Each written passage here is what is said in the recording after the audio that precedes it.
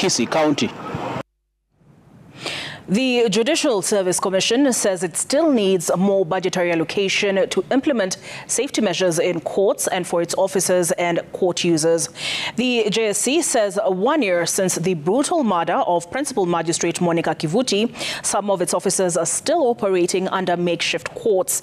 At the same time, the JSC members revealed that the late Kivuti did everything by the book in the case she was presiding over before she was fatally shot.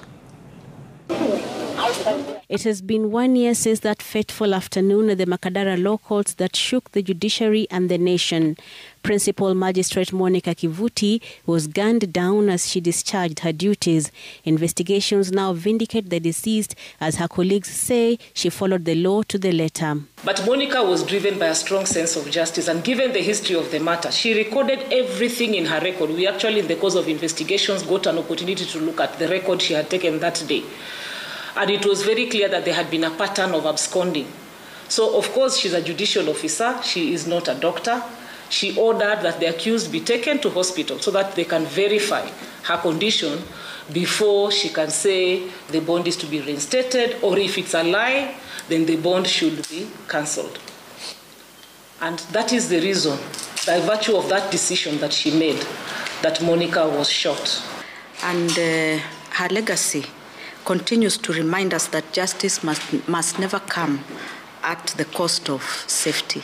Remembrance of Monica, who was a dedicated missionary of justice, and to remind Kenyans that even as our judicial officers serve in various parts of the country, they also face danger sometimes from disgruntled members of the public or the accused people.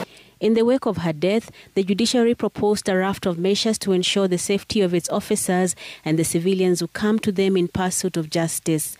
A year later, the JSC says some of these measures have been implemented. So the first and foremost thing we did was to phase out all makeshift structures that were being operated as courts. So communication was sent out there, but then we were met with the challenge: do we now shut down those courts? Because we have about 8 court stations that operate from makeshift structures and have no alternative premises where court business can be discharged. The JSC, however, says the challenge of safety within courts persists, many of the courts lacking perimeter fencing and exposing the officers to untold dangers. The solution to these challenges lies in the National Treasury's purse and how much it gives to the judiciary. This financial year, the judiciary was allocated 27.8 billion shillings. This, the JSC says, will not be sufficient to address the challenges they face. The JSC also says, with that budget, we can only be able to cover 13 courts with the CCTV and the scanners. So there's still a shortfall.